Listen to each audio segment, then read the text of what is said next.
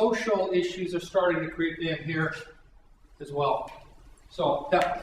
Well, I'm just thinking, having recently been in California, all the locally grown food in California, that's considered plus, green, all the farmers markets, able to buy locally grown food, but then you start driving out and seeing the conditions that those strawberries are being harvested, and I'm just thinking, I wonder what the minimum wage is. I don't know, it is that balance. Yeah. Right. Okay, I feel like That's I'm doing exactly something good, but I have no idea. Right. Are they getting benefits? That's exactly right, and that's why this, and actually more and more stakeholders are beginning to ask those kinds of questions. So, and that's why the concept engages those different aspects.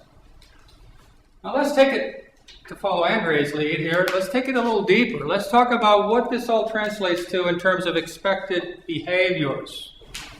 Expected behaviors. How do you kind of determine what those expected behaviors should be? I mean, here we have this concept of sustainability. Can we just make it up?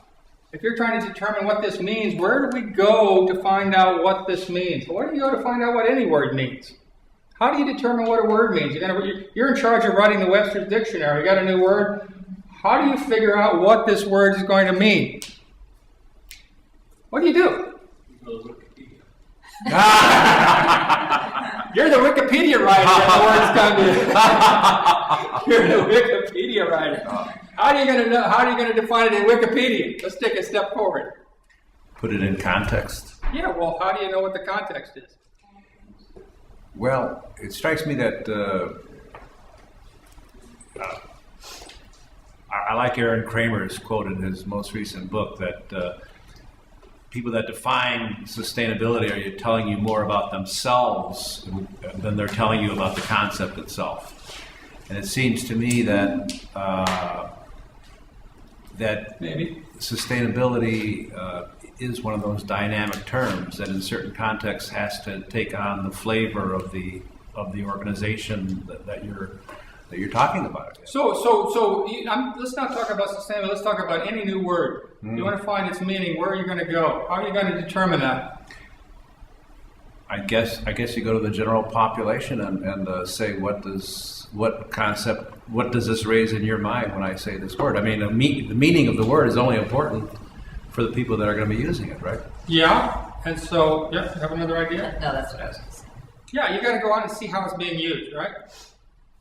How does this word used? And I look at it like 50 different uses of the word in common parlance, and then I say, okay, I think this is what this is driving at. And that's how you come up with this, right?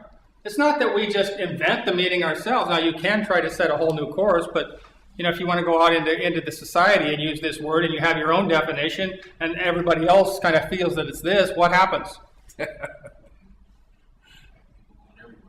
People don't understand you, right? They don't understand. They get all confused.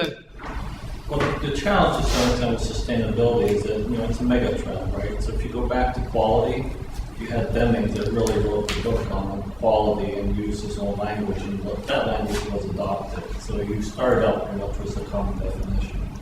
Sustainability and green and all these other things basically has been taken over by, I call a bunch of consultants. There's a huge number out there, and they all create their own words and their own names and their own definitions. Therefore, there's a plethora of different definitions. Yeah, that used to be the case. We're going to see here how that's beginning to shift. But again, to Andre's point, we have this sort of, and what we're going to see is we have this sort of a collection of folks that are using this word, and now you're beginning to see these big mega forums where multi-stakeholder groups are coming together to say, here's kind of what it means. And now we have a choice. We can sort of use this term as it's being defined in these mega stakeholder multi-year forums, or we can just go over here and define it for ourselves as independent of that. And to my way of thinking, if you want to try to communicate in the parlance of the day, you've kind of got to understand where the consensus is being formed around this, and to see if you can understand the term from that perspective. I think it's important that that consensus be acknowledged. And so we're going to talk a little bit about this. Again, we just talked about the answer to this. So fundamentally, what we're trying to do here is go beyond these broad definitions of Brundtland and the triple bottom line, and we're trying to do a couple of things. One is, we say we're going to see how the word's being used. A couple of places we can look. We can go out to these broad standards like the Global Reporting Initiative. Anybody familiar with that? It's the standard, the golden standard for reporting. It's developed through multi-stakeholder processes over a gazillion years. I've been involved with them for quite a while. And so they have these indicators, this guidance on sustainability reporting. And so you can go in there and you can say, well, what's the implied expectations behind those indicators? What do you mean, Bill?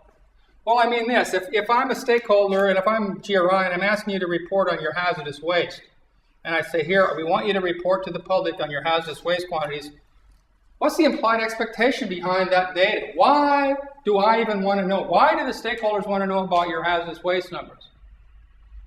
What's the implied expectation I have of your organization, which is giving birth to my question? My safety. Yeah. And what do I expect you to do as a company if I'm asking for your hazardous waste numbers? Less is better. Huh? Less is better. Yeah. Reduce the environmental. I want to see in your report that you're reducing your environmental footprint over the years. So the implied expectation is that you have a commitment to try to reduce your environmental footprint over the course of time. And that's why I'm asking this question. And behind every question in those guidelines is an implied expectation. And we can go through there and we can digest that and spit that back out in terms of a commitment. Here's what those are. Same thing with regard to corporate social responsibility reports or sustainability reports.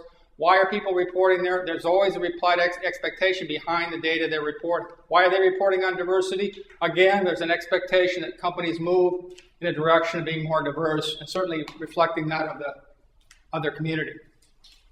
But then there's some that are more express. They're not just there for guesswork. I've got a conference board study I'm going to show you in a moment where you got some 18 companies that said this is what we think these obligations are. So you get these kinds of consensus things. But there's also a host of voluntary standards. Global Compact, this new one, ISO 26000, Social Responsibility Standard.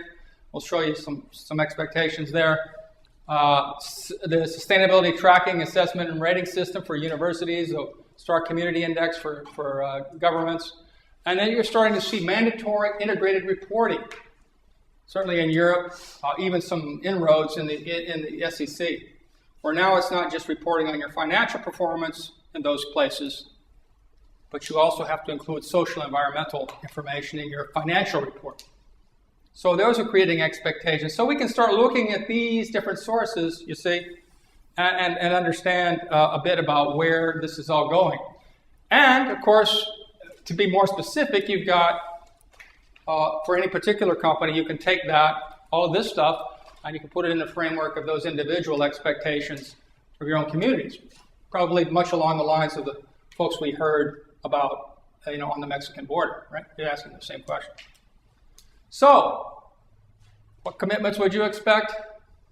This is the conference board study. This is the companies that I polled, and I said, guys, what do you think this stuff means in the way, you're practicing it, the way you understand it, and when you take into account all those standards and multi-stakeholder forums that have come forward.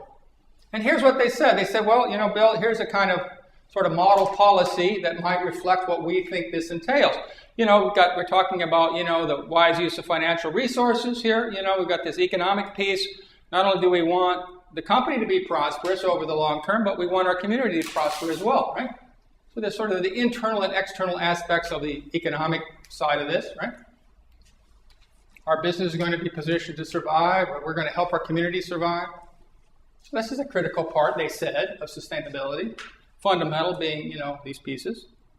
And then we've got the social piece. We've got the respect for employees, everything from paying decent wages and benefits, training and development, engagement and communication with your management,